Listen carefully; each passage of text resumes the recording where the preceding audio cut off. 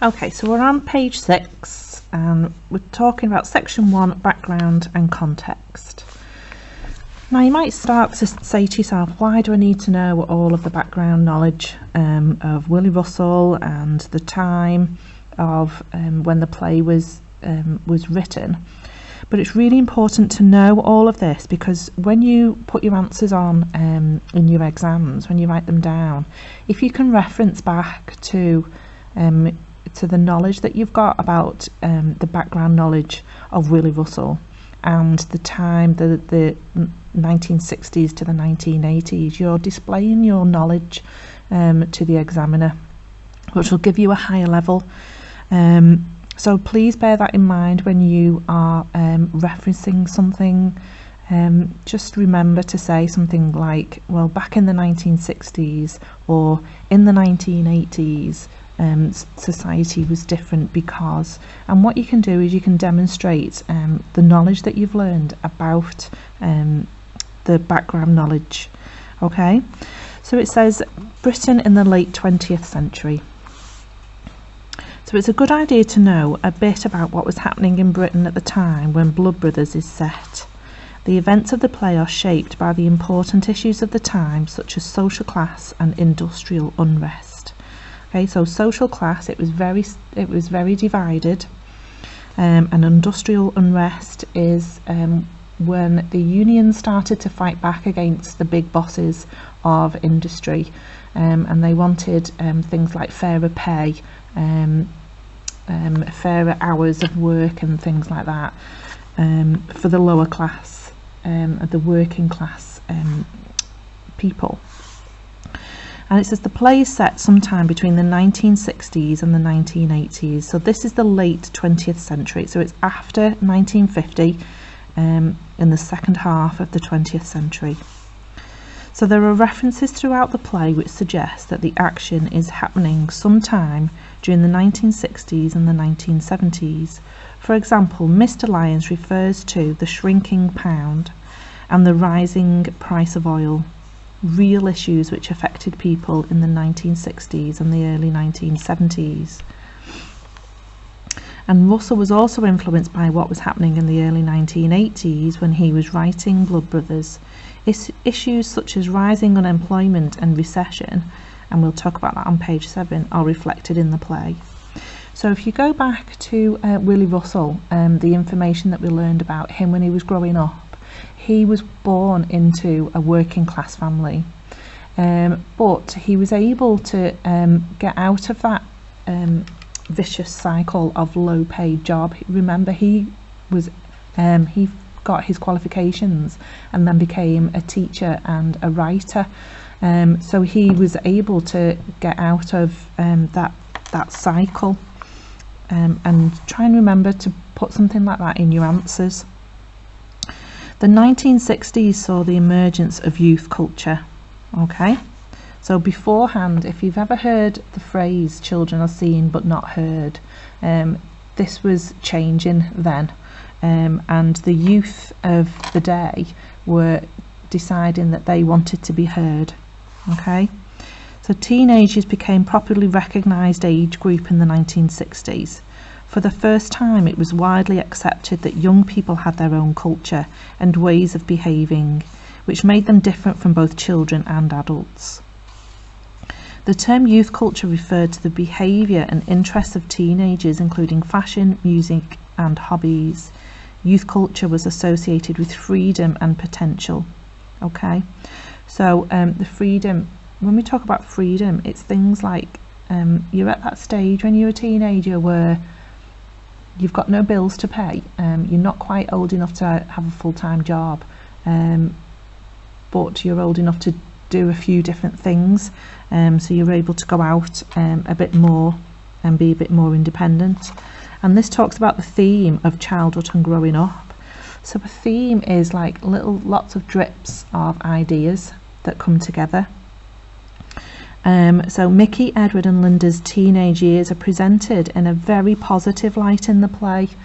A quick sequence of scenes showing them going out together to places like the beach and the rifle range. The narrator emphasises how carefree they are at this time. Okay, so you need to go back to the script and find this. It's in purple. I want you to go back and find that part in the script, okay? And find where they are teenagers. And if you remember, the three of them are inseparable. They really love their time together, and it was only a few years, but it is a very positive time in their lives. So things like the Beatles, bands like the Beatles, who came from Liverpool, had huge teenage fan bases, and their music represented feelings of being young and carefree. Okay, and it's a wonderful time of your life, but unfortunately everybody has to grow up, and there is a famous saying, the youth is wasted on the young, and that means that some people don't take advantage of being so young and carefree. It says number 5, the rise of mass advertising. Oh, I've missed one out. So young people also became an important force in protest movements against things like nuclear weapons. So the young people were starting to have their own voice. They believed in their power to shape the future and started to break away from their parents' views. And very often, in the beginning of the 20th century, parents' views, it was taken for granted that you would think like your parents. However, things like the mass advertising and colour television that it says here in number 5, that meant that children were exposed to things like films, television programmes and celebrities in a way they hadn't been before, which meant that it gave them their own voice, and they weren't afraid then to say how they were feeling. And then once they realised that there was more of them, they would group together, and if they felt very passionate about something, they would do things like protest about things like like the nuclear weapons. So there was a change in society with the youth of the time. So it says young people often imitated characters from films and televisions. In the play, the children pretended to be cowboys, Indians and gangsters. Okay, so if you think about the differences between the lower class, sorry, I keep saying lower class, it's the working class and the middle class. They were watching, the middle class children were watching television and seeing people like gangsters, and because they didn't have the right education, and we'll go into a bit more of that in detail, because they didn't have higher education, a higher level of education, their only aspirations would be for somebody like the gangsters or the cowboys and the Indians. And interestingly, the inspirations of the middle class would be people like doctors and lawyers. Now, because the working class children were exposed to people like the gangsters, that's all they had to look up to, and that's an important point to make in your answers as well, so try and remember that one. Family structure was still very traditional.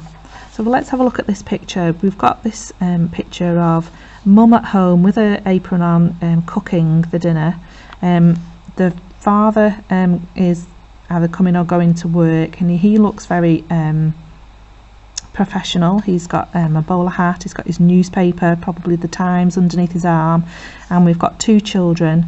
It's not a large family. It's not the money that the father would earn would probably be handed over to mum to pay the bills and to buy the food and to budget, and they wouldn't have too many children. They would probably only have 2 children.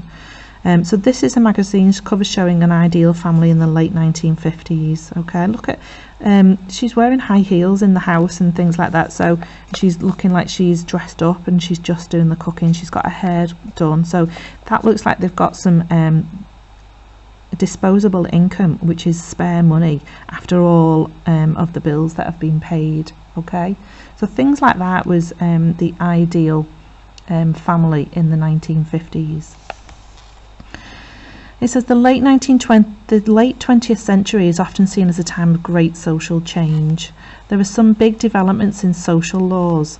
In the 1960s, for example, homosexuality became legal and divorce became easier. Now, it doesn't mean that people went out and accepted homosexuality and accepted divorce as the norm. It just became easier in the law. However, social attitudes in Britain was quite slow to change. So even though by law you could do these things, people's thoughts, the way that people thought about you and social attitudes in Britain were quite slow to change. Families were still expected to have a nuclear structure, which is a mother, father and their children. And single parent families like Mrs. Johnstone's were less common than they are today and were frowned upon by many. So she would have been, Mrs. Johnstone would have been looked down upon for being a single parent. Most families were patriarchal, which means that the man led the family. He had the final say. Okay, so if mum wanted to do something with the money, then she would probably had to ask permission from the dad, because he held the purse strings. He earned the money. Even though she was budgeting, he might not, he might give her a budget, maybe half of what he earned, but the other half he would probably decide on what to do with it. He went to work whilst the woman stayed at home to care for the children and the household. And this is the situation in the Lyons household. In contrast, Mrs. Johnstone has to fill both roles after her husband walks out on her. So remember, Mrs. Johnstone is torn between being there for the children to look after them and care for them and love them and nurture them and keep them safe, or go out to earn the money to actually be able to feed them and clothe them. So she's in a real difficult situation. Okay. However, Mrs. Lyons, she's just very, very wealthy. Her husband earns quite a lot of money, but she can't spend the money on the children because she's not able to have any of her own. Okay.